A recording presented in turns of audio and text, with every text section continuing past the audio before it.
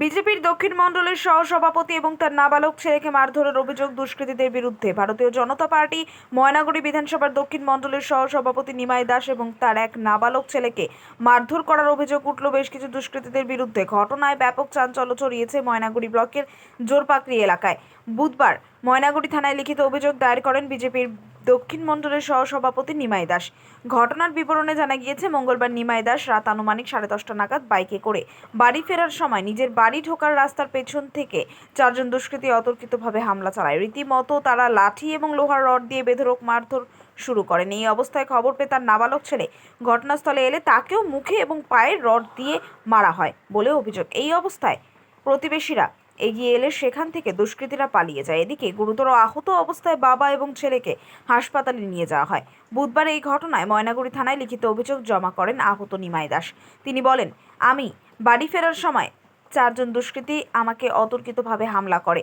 আমার ছেলে সেখানে এলে তাকেও মারধর করে। আমাকে প্রাণে মেরে ফেলার চেষ্টা করা হয়েছে।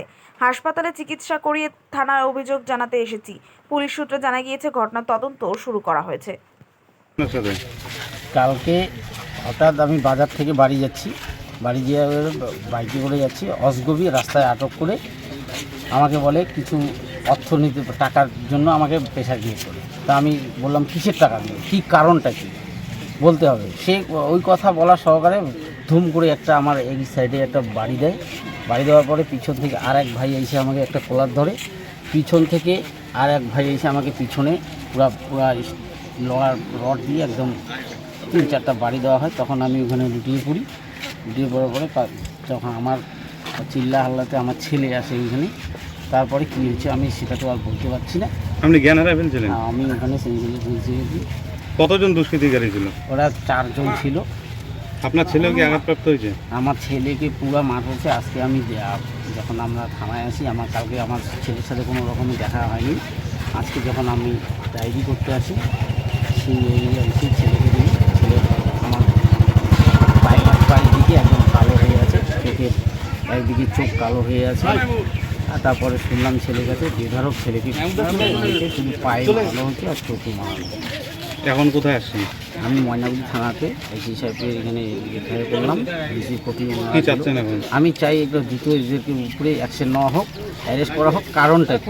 আপনাকে কি প্রাণে মারার কোনো না, একদম যেভাবে আমি তো জানতামই না যে আমাকে এইভাবে, আমাকে যদি ওইভাবে আমার বাড়ির সিসি রোডের সামনে আমাকে ওইভাবে আক্রমণ করে, তাহলে তো আমার নিশ্চয়ই আমার বাড়ির লোকে নিশ্চয়ই পদ্ধতি থাকতো, আমার বাড়ির লোকও থাকতো। শুনলাম এলাকার লোকজন নাকি আপনার সহযোগিতায় এগিয়ে এসেছিল। হ্যাঁ, তারা আগায় না আসলে কি?